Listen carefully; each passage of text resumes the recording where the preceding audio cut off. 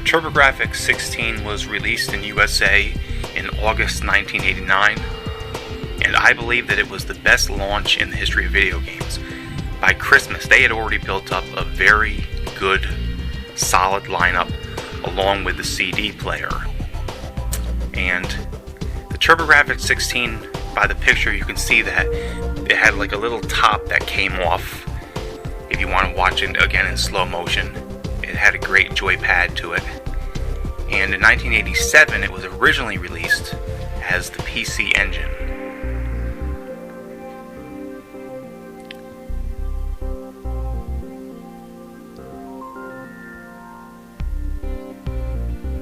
Two years later, the core graphics came out, looking very similar.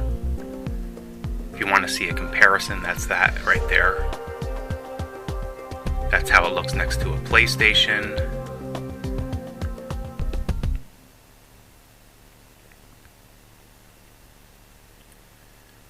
There was also the CD add-on. Surprisingly easy to use, although it didn't look easy.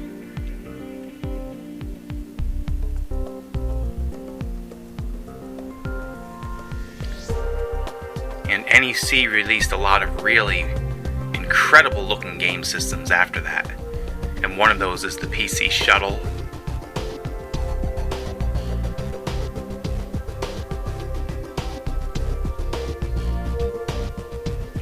And the Turbografx was probably the coolest looking.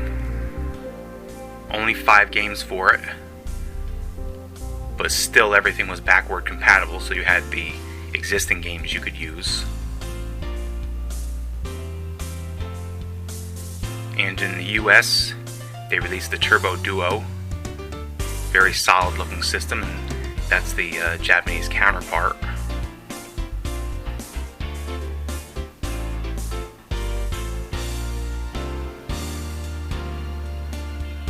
See how they size up against each other.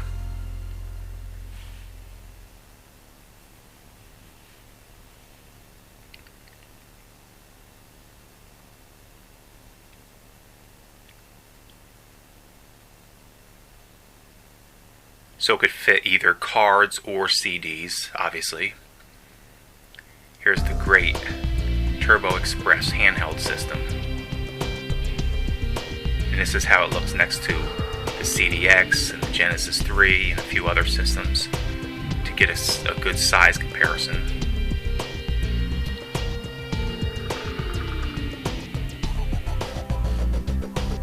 But the PCFX is the big one.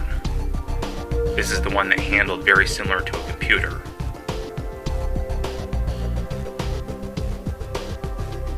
That picture gives a real good indication of how large it was. Now here's a rare system. It was so valuable that I bought one for over $700 not working. And a working one was going for like $1,800, so. Anyway, the PC Engine and the Turbografx use the turbo cards, and I'm going to spend a pretty great length of time showing you them. I'm trying to give an idea of how thin they were and the size, so I'm comparing them against memory cards and what have you.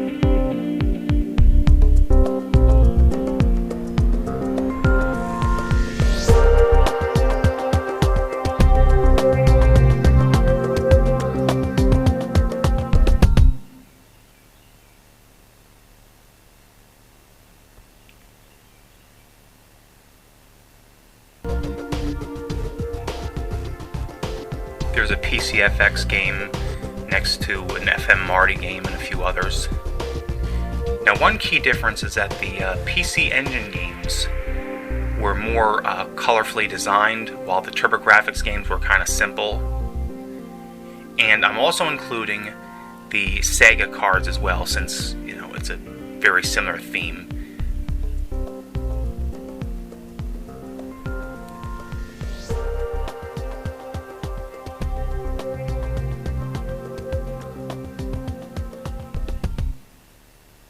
So there's Transbot, and that was on the Sega Master System.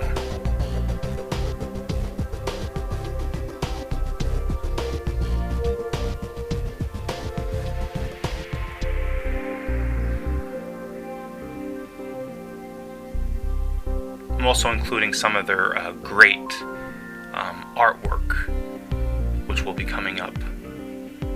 The PC Engine, the Japanese system, released some really great artwork.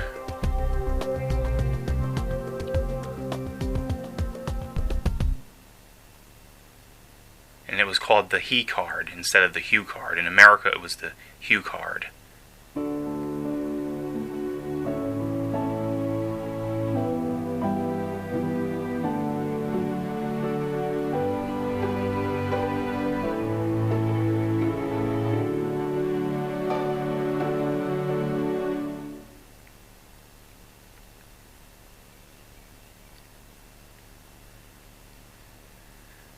And some of the instruction manuals were really interesting. You know, even before you played the game, just watching the instruction manuals was just a lot of fun.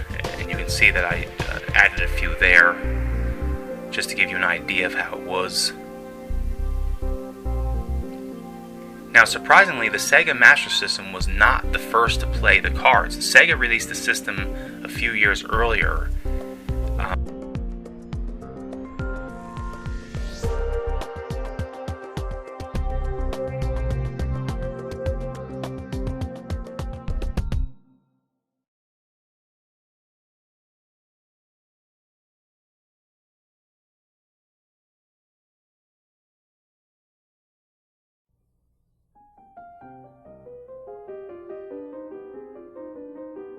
And that's the Hue card.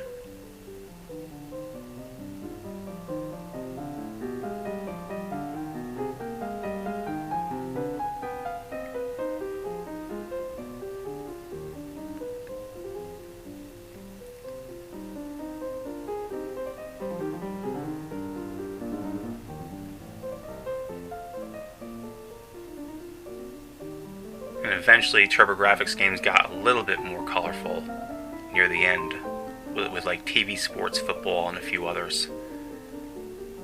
But for the most part, they had that. Just the title, along with their logo, and no artwork.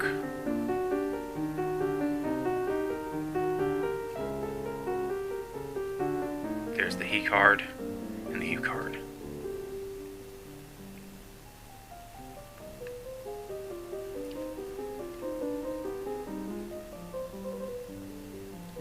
Now, as you probably know, the Turbografx was not the first to use these cards.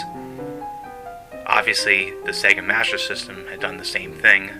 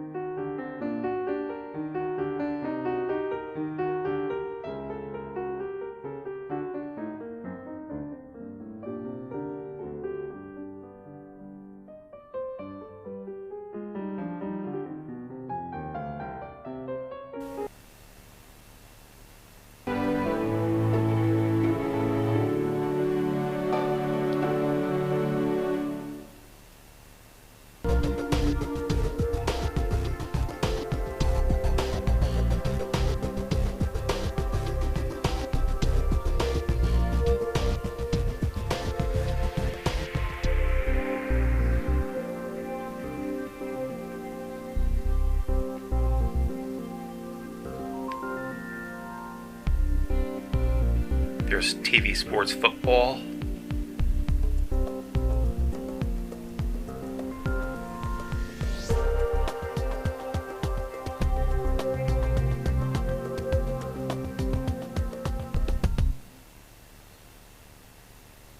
And here's a Sega Master System card.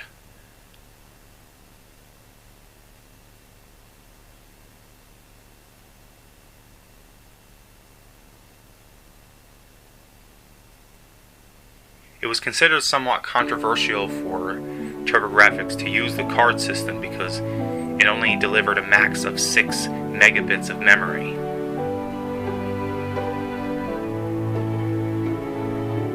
And there's some of the great Sega cards.